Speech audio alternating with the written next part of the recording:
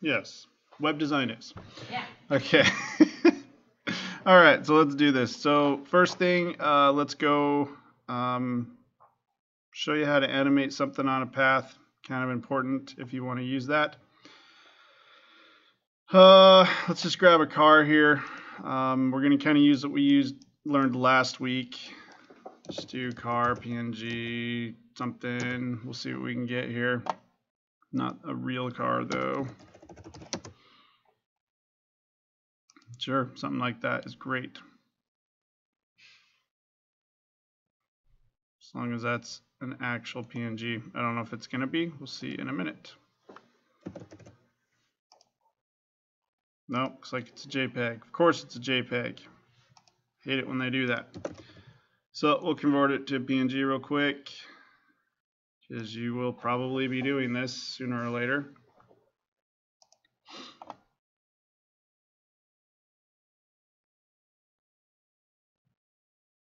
Grab magic wand. Oops. Head over to layers, unlock it, double click, hit delete. Okay, now it's actually transparent. Before it was just kidding with us. Crop all this junk out.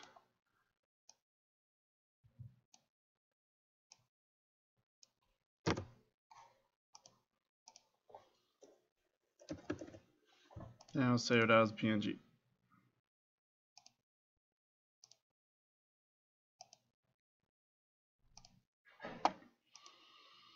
Okay, import that to the library. So what I'm going to do is just have this bad boy car just driving. It's going to hit Q to resize. I actually want to flip him. So I'm driving the other way. And all I did is just grab that handle and just kind of clicked and drag, flips him that way. So I'll have him start over here. So I'm going to call this layer car. Call this one hill.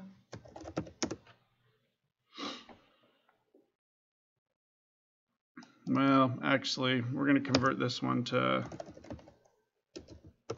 the path. So, yeah, we've done this in other classes, but it's a good review. I'm just going to draw something on the page, and he's going to follow that.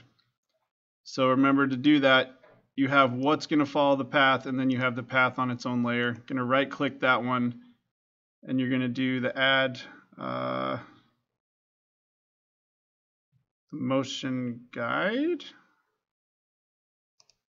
Yeah, there we go. Oh, looks like we got to do it the other way. That's fine. It's been a while. Okay, so I'm going to right-click car, add classic motion guide. Okay, so this is the layer where you draw the path, and this is the layer that's going to follow it. So right here, it's just, you can use pencil tool. That's usually kind of the easiest. So he's going to drive up. It's going to be a big drop, and then he's going to drive off. Okay, so that's the disgusting path he's going to follow here. And then over here, right, we got to attach him.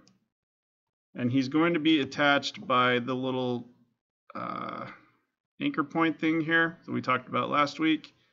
So really, I want him to be kind of attached down here. So I'm going to move that down. Okay, and actually I'll take this path and I'm going to move it over using the arrow keys on the keyboard there,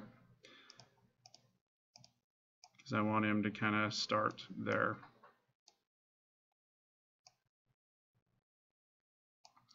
Okay, and then I'll come over here, add a keyframe F6 or function F6. Got to do the same thing over here because that needs to stay in the timeline.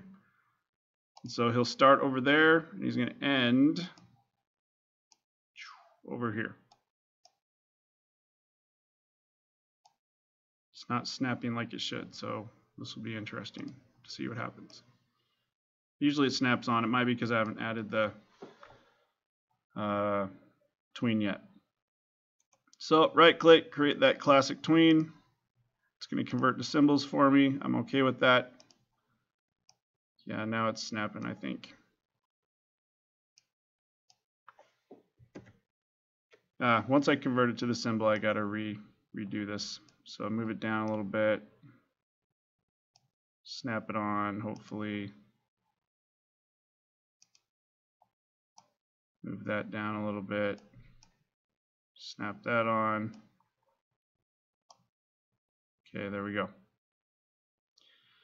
So the trickiest part, right, is just kind of getting it to snap onto the beginning, getting it to snap onto the end, right, and then it should just follow it. Now, this just looks like he's kind of levitating, right, like he jumps or something.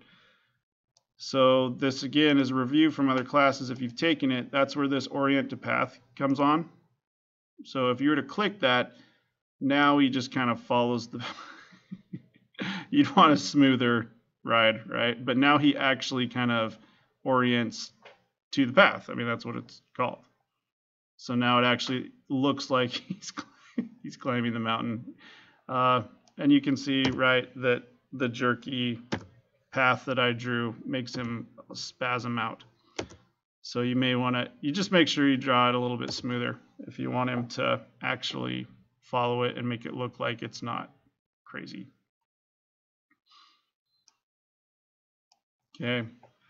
Main thing though, just grab whatever you want to follow to the path, right click it again, go to the Add Classic Motion Guide. It'll create this layer. You draw the path that you want him to follow on this little layer with the dot things there. And then just put them where you want them to start, where you want them to end, just like we did last week. And remember, the thing that snaps to the path is that little white circle, the anchor point there. Okay. Rock on. Let's see. Camera tool. Throw that in there. You can only have one camera, so the minute you click this, it creates a whole new layer. It makes its own layer for the camera, and the camera is just, it's going to show what is ever inside of this blue area. So you can animate the camera if you want, or you can just make cuts. Like, well, I'm going to definitely want this to be a little bit longer. So I'm going to hit F5. We'll make this car. Yes. Downtown Austin. Do we have to use the camera tool in this one? Yeah, the what tool? No damage to the hood. Yeah, somehow. Okay. Yeah, I saw you get excited on that. Yep. The only one that I would maybe have kind of an okay with you not using is the bone tool, because it has a really specific use and it doesn't always work. And also, if you don't do the bone tool correctly, it can look pretty hokey. So, but the camera tool though, so stupid. But the camera tool though is, you can totally use it on anything. It has a lot of uses. Okay, anyways, so camera tool, right? Just think of it as a window. You can zoom, right, in and out. Looks like they may have changed it up a little bit. Oh yeah. Huh, you can rotate it now. I don't remember that being there before.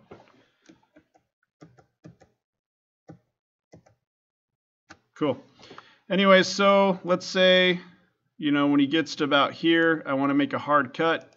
So I'm going to come over here and hit F6 on this camera tool. I'm going to zoom in. And you just kind of pan him into the part of the camera tool. So maybe for whatever reason, I want to put more focus on the car when he's getting up to the top and he's getting ready to go down. So it comes up and then bam, it makes that cut.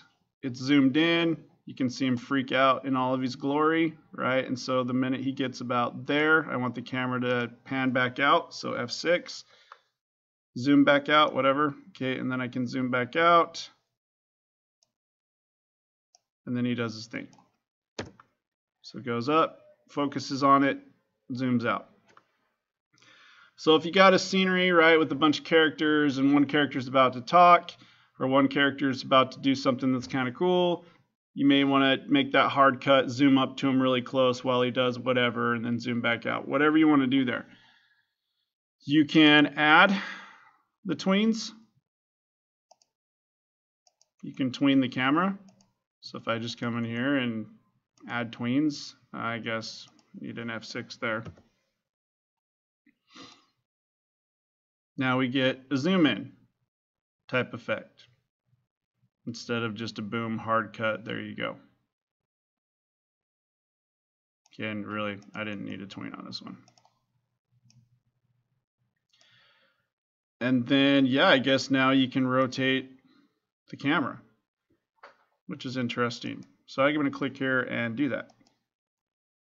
Start making people sick. Right? You can start waving it a little bit. It'd be cool if you like turned it so that on the steep drop he was just going level. Yeah? Yeah. Let's do it. Oops. So I was trying to think of uses for this. Maybe, I don't know, you got someone that's going back to a dream sequence or something, and then it just goes, woo, you know, and if you want this kind of like crazy unnerving effect, I guess, I don't know. Do you know how in Goodfellas at the end, they're pulling back the camera while zooming in, so it gives that really like kind of crazy. When it looks like the background kind of shrinks and yeah, that's a crazy effect. Yeah. And I'll have to experiment, but yeah. I want to try that. Yeah. Well, let's do kind of what Maggie said, right? Well, I guess we'd have to move that over, but yeah. So let's say about here. Well, yeah, we're good. So here, let's kind of twist it, I guess. I don't know. It's going to look weird. But so it goes up, zooms in, zooms out, and then it just rotates. I don't know. So there we go. Play around with it. It's just good to know what you have in your toolbox so you can kind of figure out what you want to do there. But the main thing, only one camera layer. You can animate the camera. So if you want it to zoom in and out, pan from left to right, pan from top to bottom. It's just, you get a lot of power and you can put emphasis on what you want to have emphasis on the stage. Okay. Now with this one though, remember, right, if well, hopefully this will work. Okay. So like right now, yeah, the path that he's following, you can't see it. It's invisible. So you would need to make sure that you come back to the timeline, like add another layer here, and basically copy and paste this. Paste it into place.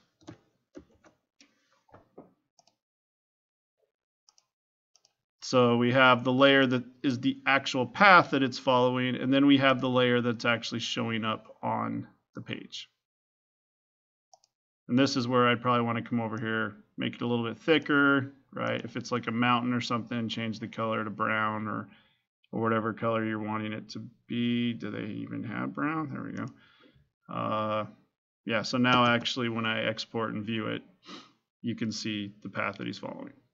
Looks like total trash, but you're getting the concepts.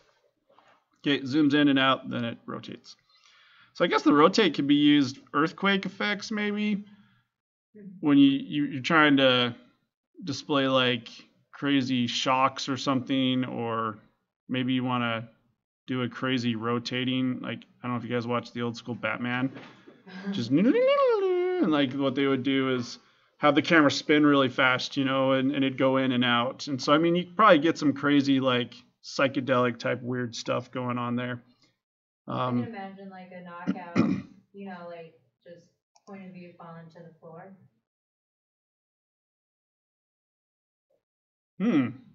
Yeah, you mean you could, because you got something small and gets big as they get closer to it. Yeah, that could be cool too. A lot of different things you can do with that, and that's why I mean the camera tool is amazing. And I always say this every time I teach it: is it's like, man, before to do this was so hard because you basically had to take and select everything on the page and like animate it all as once to get bigger or smaller to simulate this camera type effect. But now you just have this one layer that just does it, and it's slick. It's really cool.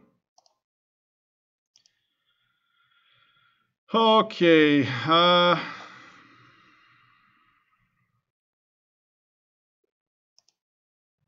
bone tool.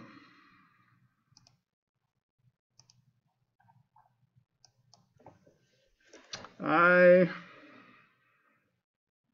was playing around with some stuff, and it didn't work at all.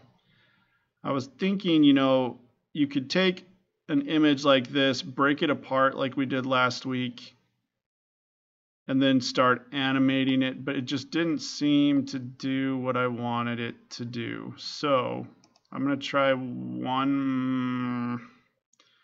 It's going to say I'm going to try one more time, but I don't know. I think it's going to crash and burn again. You know what? I don't care, because if anything, it'll teach us what not to do. So I'm going to grab this dude here. Just whatever. Snake. This might be reaching, but whenever you like trace over the picture with a layer and then use the bone tool on that part, but clip the path on the picture itself. I would definitely say try that, because there's a good chance it could work. So I'm going to hide all this because the bone tool is just kind of interesting because everything has to be set up perfectly for it to work. So, and I always get it mixed up. It's either it can't do brushes or it can't do strokes or fills. I can't remember. Brush tool, you're not painting a stroke, you're painting a fill. So bone tools only work on the fill. So if I were to come over here and grab the pencil, which only draws strokes, to be funny, I may end up just like proving myself wrong here. I don't think I'm going to, but we'll see in a minute. So I draw that, and I try to do the bone tool. Okay, all right, good, yeah. So the bone tool can't be applied to a stroke. So the only thing that you can have animate on the bone tool is a fill. So when I take this image, like I said, I think this is going to crash pretty bad, but oh well, we'll try it. Can't hurt. There he is. Open him up here.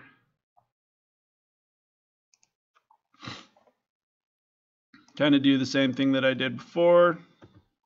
Oops. I always forget to do that. Unlock it, double click, erase everything around. And then there was some stuff there.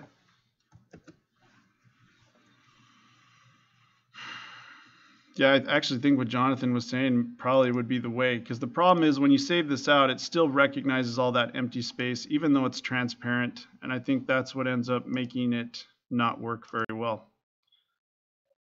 Because what I was thinking you could do is just kind of file import. You take that PNG in there. Just want to grab the snake.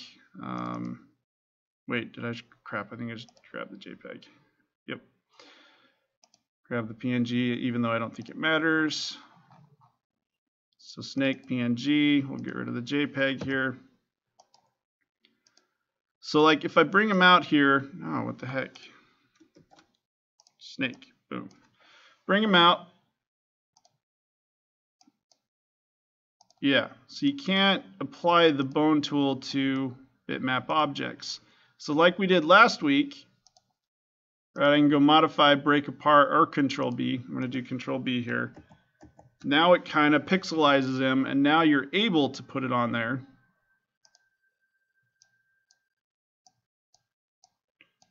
But the problem is it doesn't. So now when you start kind of moving things around, wait. Yeah, it doesn't really do it. So what you would need to do is kind of, I think what Jonathan said actually is a really good idea, is you would need to kind of trace this out. So I could use this. Let's just get rid of the bone tool here. So if you had a character that you wanted to apply the bone tool to, you basically have this on his layer. You can lock it and then just create another layer where you start kind of tracing him out with the brush tool. So I can come over here, kind of grab this green, right, using the eyedropper tool, and just kind of start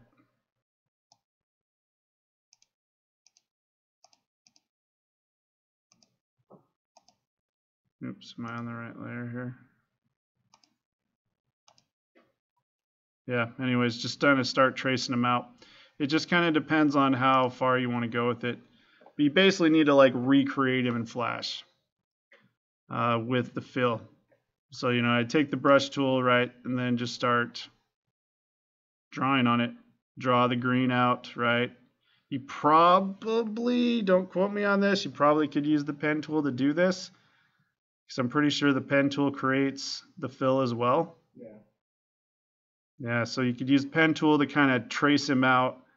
But really, with a character like this, you wouldn't want to create him with all these curves and stuff. You just want to create him just straight across. Create him straight across, and then you can give him the skeletal structure, and then you can start animating him.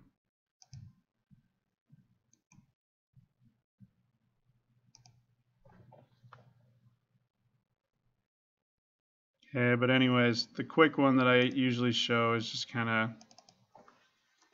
call it dude.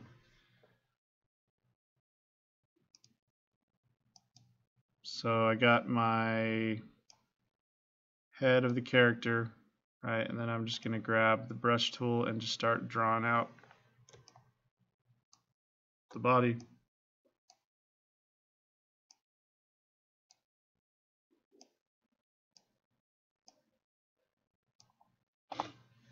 Okay, then just come in here.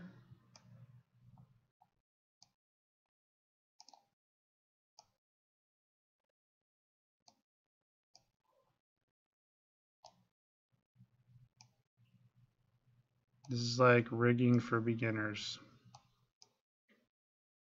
But you really, really need to be careful when you're doing this and just make sure, like right here in the pelvis area, I kind of offshot it a little bit, and that would probably end up having some major issues. So this is animated just like a motion tween, where I just kind of move the timeline over a little bit. I move the playhead over a little bit, and then I'm going to come over here and just animate, move him. And I don't know what the junk is going on there.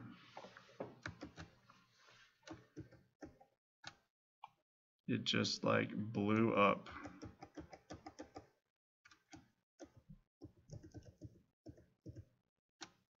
Welcome to the bone tool, I guess. That's weird.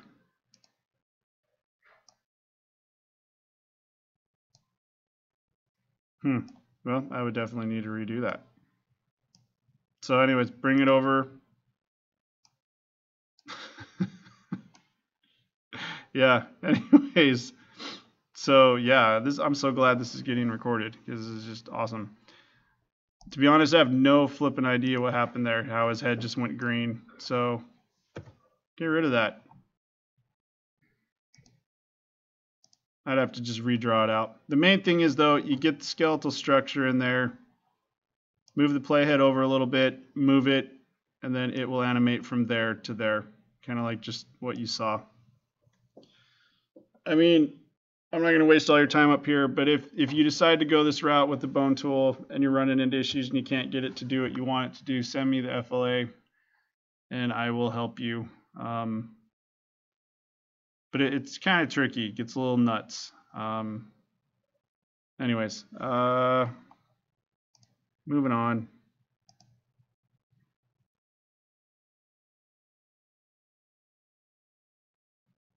I think that's it for today.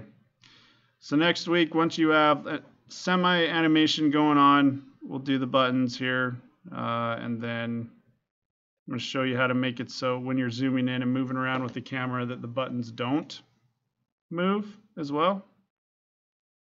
And then we'll talk about sounds and all of that fun stuff. So, yeah. any questions, let me know. If you're trying to get things done, I'll be a lot more helpful helping you do what you're trying to do than just showing you this dumb stuff that I just kind of create on the fly here. So.